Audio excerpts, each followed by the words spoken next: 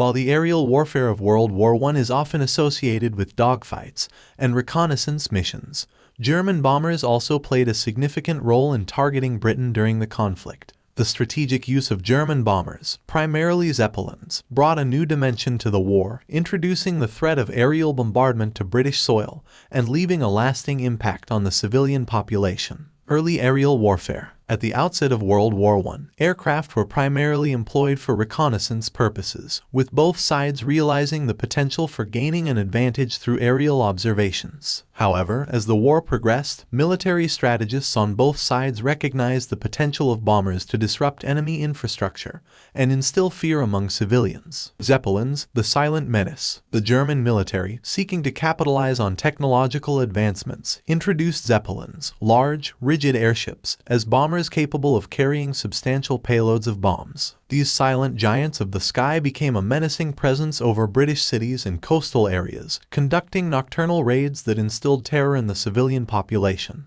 The 10th German Air Raid on Britain. The 10th German Air Raid on Britain, occurring during World War I on September 24, 1916, marked a significant moment in the history of aerial warfare. This raid, conducted by a fleet of German Zeppelins, targeted London and the surrounding areas. The attackers, led by Heinrich Matthew, aimed to disrupt British morale and exert pressure on the home front. Strategic targets and civilian impact. The German bombers focused on strategic targets, including industrial complexes, military installations, and transportation hubs. However, the imprecise nature of bombing technology at the time often led to unintended civilian casualties. The raids had a profound impact on British morale, as civilians faced the reality of a new form of warfare, one that transcended traditional battlefields. British response and countermeasures. The threat posed by German bombers prompted a rapid response from the British military and civilian authorities. Anti-aircraft defenses were bolstered, searchlights were employed to spot incoming aircraft,